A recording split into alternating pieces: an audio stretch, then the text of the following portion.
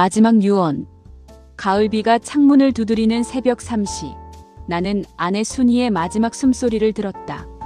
40년을 함께 산 반려자의 손이 차가워지는 것을 느끼며 나는 아직도 현실을 받아들일 수 없었다. 여보, 여보. 아무리 불러도 대답이 없었다. 의사는 급성 심근경색이라고 했다.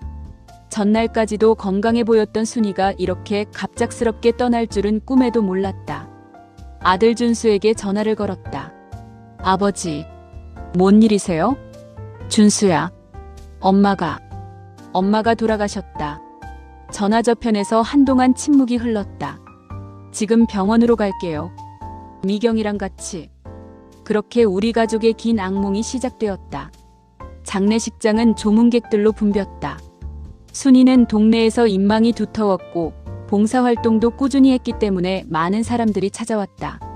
나는 상주로서 조문객들을 맞으며 슬픔을 억누르고 있었다. 그런데 며느리 미경의 행동이 눈에 거슬리기 시작했다. 아이고, 안녕하세요. 오늘 날씨가 참 좋네요. 미경은 조문객 앞에서 환한 웃음을 지으며 인사했다. 상가에서는 어울리지 않는 밝은 목소리였다. 나는 처음에는 긴장해서 그런 거라고 생각했다. 하지만 시간이 지나면서 미경의 태도는 점점 더 부적절해졌다. 어머, 박 여사님. 오랜만이에요.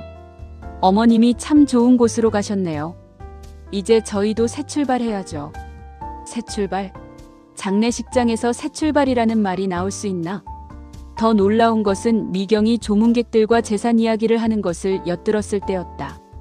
어머님이 강남에 건물을 몇 채 가지고 계셨거든요. 물론 저희가 물려받게 되겠지만요. 나는 귀를 의심했다. 아내의 시신 앞에서 상속 이야기를 하다니. 준수는 아내 편만 들었다.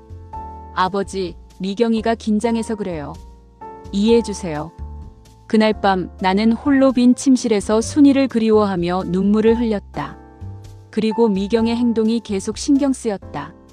장례를 치른 후 일주일이 지나자 미경의 태도는 더욱 노골적으로 변했다. 아버님, 어머님 유언장은 언제 확인하나요? 변호사 선생님이 빨리 정리하자고 하시던데. 순이 어머니가 떠나신 지 일주일밖에 안 됐는데. 그래도 절차는 밟아야 하잖아요. 세금 문제도 있고요. 미경은 매일같이 상속 이야기만 꺼냈다. 순이를 그리워하거나 애도하는 기색은 전혀 보이지 않았다. 더욱 가슴 아픈 것은 준수의 태도였다. 아버지도 미경이 말이 맞다고 봅니다. 어머니도 빨리 정리하길 원하실 거예요. 준수마저 미경 편만 들자 나는 점점 더 고립감을 느꼈다. 순이의 49제를 준비하면서도 미경은 계속 상속 이야기만 했다. 아버님, 강남 건물 세 채 중에서 어떤 게 제일 좋은 거예요? 저희가 2채 받는다고 하셨죠? 미경아, 아직 정식으로 유언장을 확인하지도 않았는데. 어차피 뻔한 일인데요. 어머님이 생전에 말씀하신 거 있잖아요. 미경의 말투는 점점 더 건방져졌다. 마치 이미 자신의 것이 된 양 행동했다.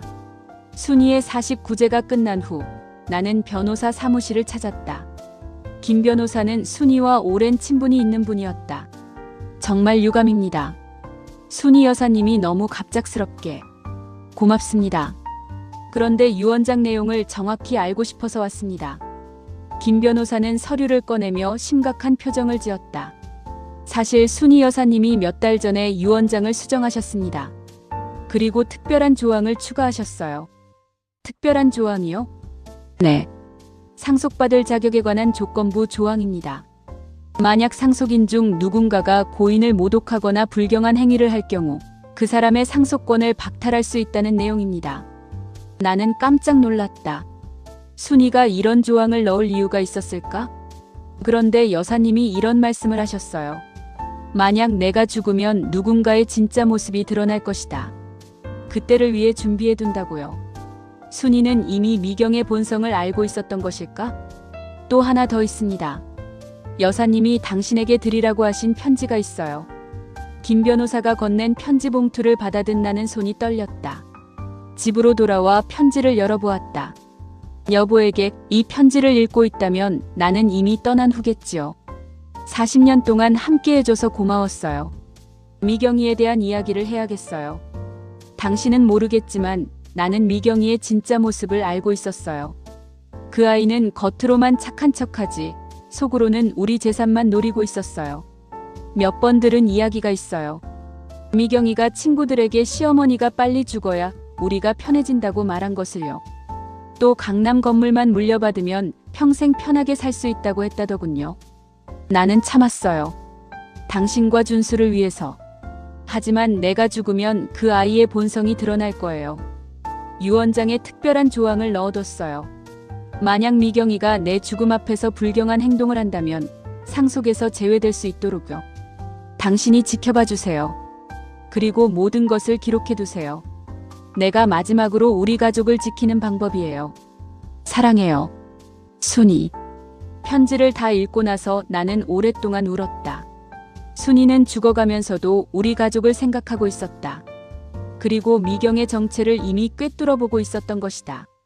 순이의 편지를 읽은 후 나는 미경의 모든 행동을 주의 깊게 관찰하기 시작했다. 그리고 순이의 말대로 모든 것을 기록했다.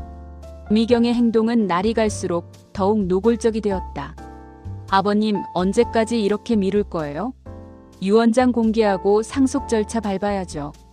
아, 그리고 어머님 옷가지들 정리해야 하는데 좋은 것들은 제가 가져가도 되죠? 순이의 49제도 끝나지 않은 상황에서 이런 말을 하다니.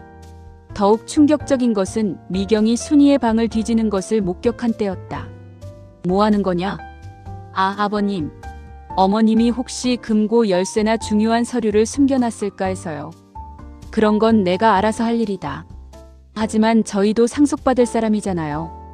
알 권리가 있어요. 미경은 변명도 당당했다.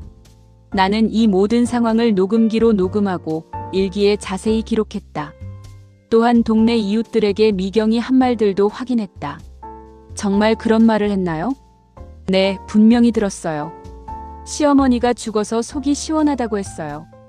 그리고 이제 강남 건물이 우리 거다라고도 했고요. 이웃들의 증언까지 확보한 나는 변호사에게 모든 자료를 넘겼다. 순이가 세상을 떠난 지 100일이 되는 날, 드디어 공식적인 상속 절차를 밟기로 했다. 미경은 그 소식을 들으며 환호했다. 드디어, 이제 우리 것이 되는 거네요. 준수도 덩달아 기뻐했다. 아버지, 미경이가 맞아요. 어머니도 빨리 정리되길 원하실 거예요. 하지만 나는 순이의 마지막 뜻을 받들기로 마음먹었다. 상속 공개일이 정해지자 미경은 더욱 들떠했다. 심지어 친구들을 불러 미리 축하 파티를 열기도 했다. 이제 강남 건물 두 채 주인이야. 월세만으로도 한 달에 수백만 원은 들어와. 이런 모습을 보며 나는 순이의 판단이 옳았다는 것을 확신했다.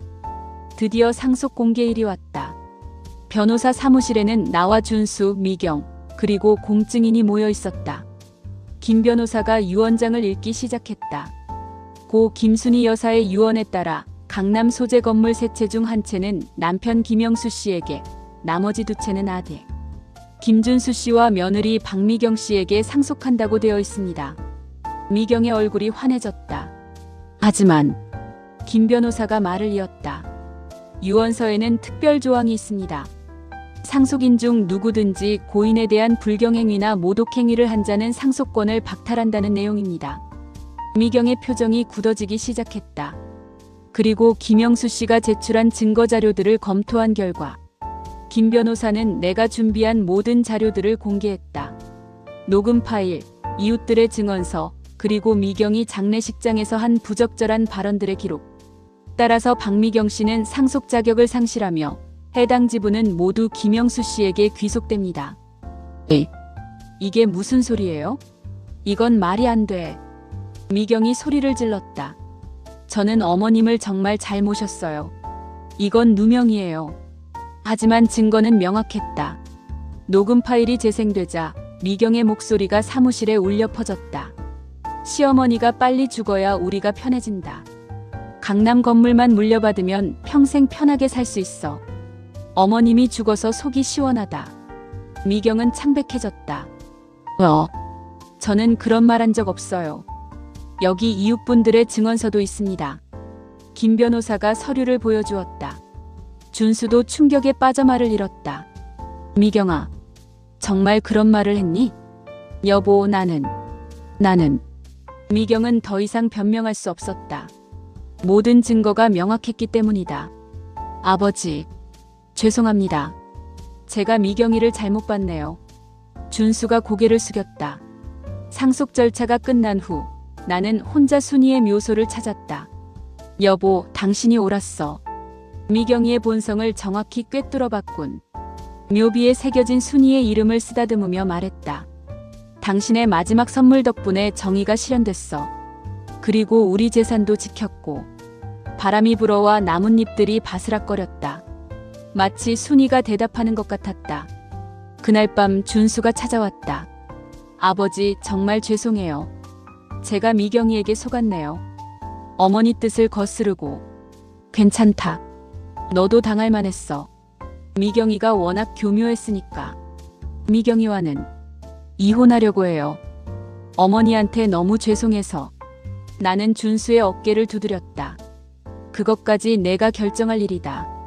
다만 앞으로는 좀 더 신중하게 판단하거라. 미경은 상속에서 완전히 배제된 후 집을 떠났다. 준수는 이혼 절차를 밟았고 나는 다시 홀로 남게 되었다. 하지만 이상하게도 마음은 평온했다. 순이의 뜻이 실현되었고 정의가 승리했기 때문이다. 며칠 후 동네 이웃 할머니가 찾아왔다. 영수 씨, 순이가 살아생전에 한 말이 있어요. 무슨 말씀이세요? 미경이에 대해서 말이에요. 내가 죽으면 그 아이의 진짜 모습이 드러날 거다. 그때까지 참고 기다리겠다고 했어요. 정말 신기하네요. 순이가 다 알고 있었구나. 순이는 정말 현명한 여자였다. 살아생전에는 참고 견뎠지만 마지막에는 정의를 실현할 방법을 준비해 둔 것이다. 순이가 떠난 지 1년이 지났다.